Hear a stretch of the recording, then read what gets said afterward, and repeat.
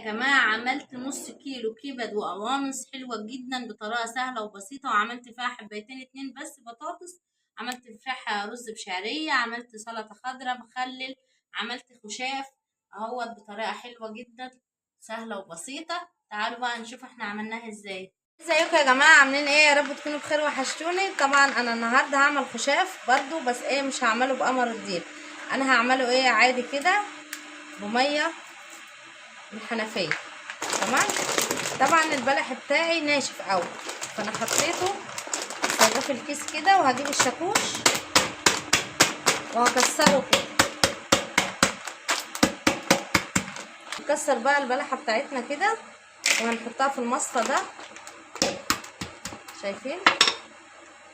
اي شاكوش، مش شرط يعني شاكوش المطبخ بتاعك، اي حاجه موجوده عندك ممكن تكسري بيها اهو.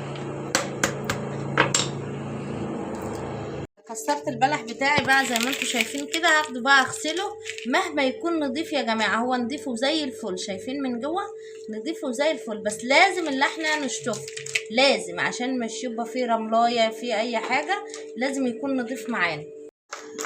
اللي كان فاضل عندي، يعني انا كنت عملت اول مره هي كميه كبيره، بعد كده بقى ما عملتش. فاضل عندي 3 كده من التين، هقطعهم برضو اهو تقطيعه صغيره كده يا جماعه.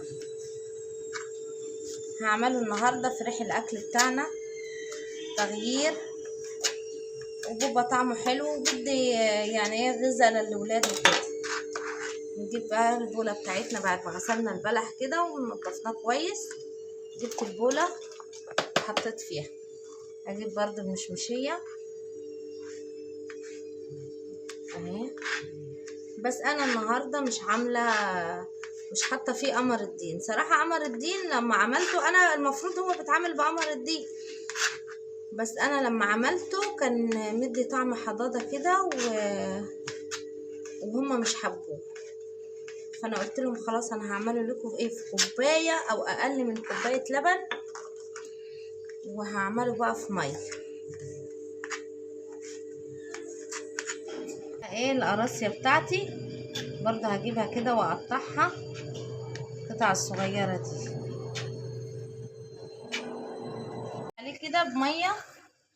طبعا انا عاملاها حوالي الساعه 12 كده، فانا حطيت ميه سخنه شويه، وجبت كده كوبايه من اللبن، بس حطيت عليها الميه خفيف كده، شايفين اهو. مش هنعمل فيه حاجه اكتر من كده، هنقلبه بقى ونسيبه لما لحدية المغرب يشرب من الميه باللبن، تكون الميه دافيه شويه علشان الوقت. بس انت لو عاملاه الصبح ميه عادي من الحنفيه، تدفع شويه زيت كده. معايا 3 بصلات صغيرين عشان هعمل صلصه للبطاطس. تمام. هقطعهم كده تقطيع على ايديا بالسكينه، بس ايه ناعمه ده بالطماطم بتاعتي من اللي انا كنت مفرزاها معاكم اهو، كنا عاملينها قبل رمضان. طلعت كيس كده. البصله بتاعتي مش بسيبها تحمر، لا انا ببقى عايزاها بس تطلع ريحتها كده بس. هنبهر بقى الحاجه بتاعتنا شويه صغيرين كده من جوز الطيب على الورق لورا، على حبهات، حبه صغيرين خالص، يعني اقل من ربع معلقه بكتير عشان ما تمررش معاكي الاكل. شويه كده من الفلفل الاسود، برضو شويه من الكزبره الناشفه اهو. كل حاجه كده ربع معلقه كده، نص معلقه، ما تكتريش. 7 بهارات نص معلقه. تتبيله فراخ هي اللي تخليها معلقه صغيره، تتبيله الفراخ خليها معلقه صغيره. شويه من الكمون برضو ما تكتريش، ربع معلقه. حبه صغيرين من البابريكا.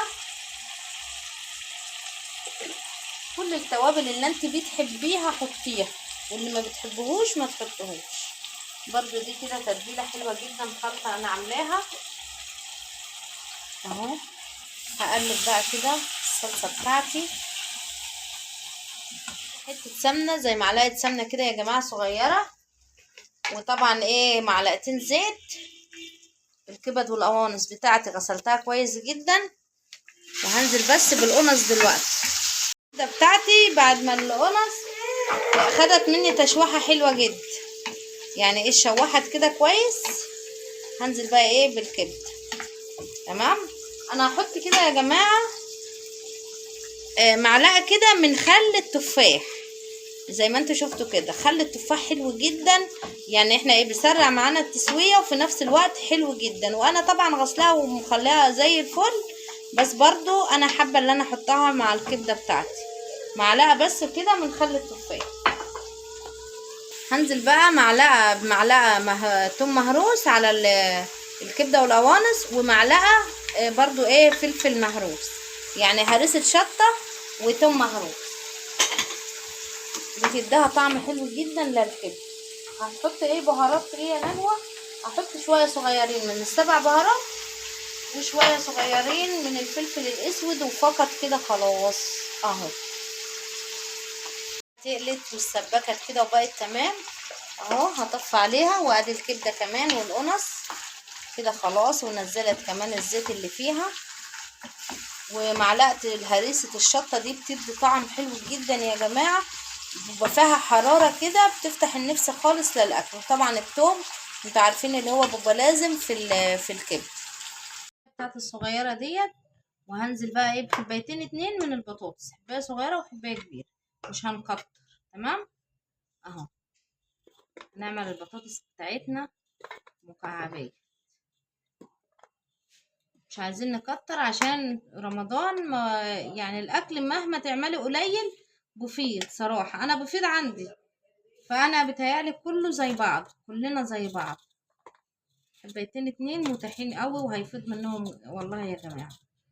متشكره جدا جدا لكل اللي بعلق لي، متشكره لكم، بحبكم في الله، متشكره لكم جدا كل التعليقات، وبشكركم. والاشتراكات واللايكات بس هي اللي ضعيفه شويه، ارجو بس اللي تكون ايه لايكات يعني تزيد بس حبه يا جماعه.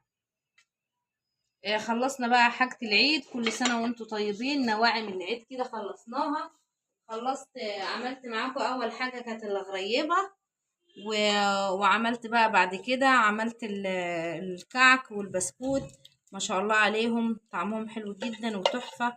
كل سنه وانتم طيبين، ان شاء الله تجربوا الوصفه تعجبكم. هننزل بقى الكبده بتاعتنا كده على البطاطس اهو بالصلصه بتاعتنا بعد ما اتسبكت كده تسبيكه حلوه اهوت. هنحط كوبايتين ميه من الحنفيه، كوبايه وادي كوبايه، عشان البطاطس بتاعتنا تستوي. هحطها في الفرن واسيبها بقى. لو حطيت فيها شويه زيت، وهعمل بقى شويه شعريه عشان هنعمل رز بشعريه. تمام. شويه كده اقل من كوبايه الا ربع، وهنحمر الشعريه بتاعتنا بقى الشعريه بتاعتي، وهنزل كده بكوبايتين من الرز غسلتهم كويس، وهنزل بقى على الشعريه بتاعتي اهو. نقلب بقى الشعريه بتاعتنا كده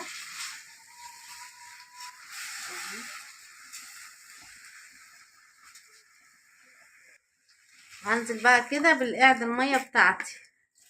كان فاضل شويه رز كده في البوله، حطيت عليهم ميه اظبط كده الدنيا بتاعتي، واظبط القعد الرز،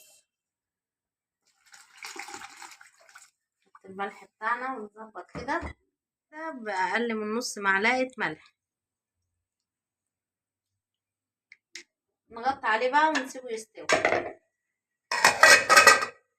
الخشاف بتاعي وهغرفه في الكوبايات بتاعتي. طبعا انا النهارده مش هعمل عصير، هنفطر عليه ان شاء الله يعني.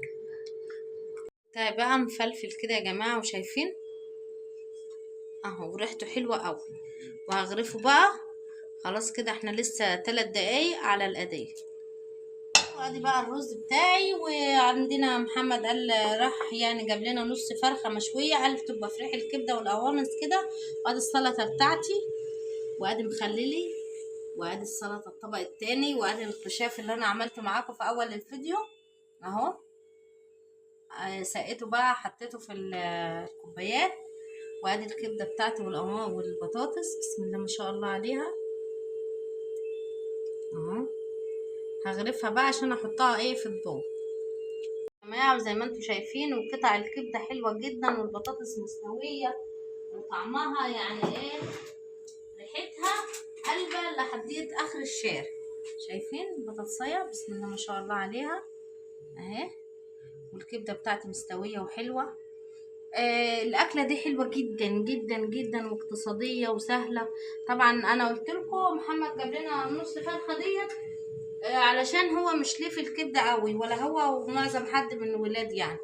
فطبعا احنا هناكل وهم لا، فراح جاب لنا نص فرخه على قد كده، ما كترش يعني. وادي بقى الافطار بتاع النهارده، ويا رب يكون عجبكم، واشوفكم على الف خير في فيديو جديد.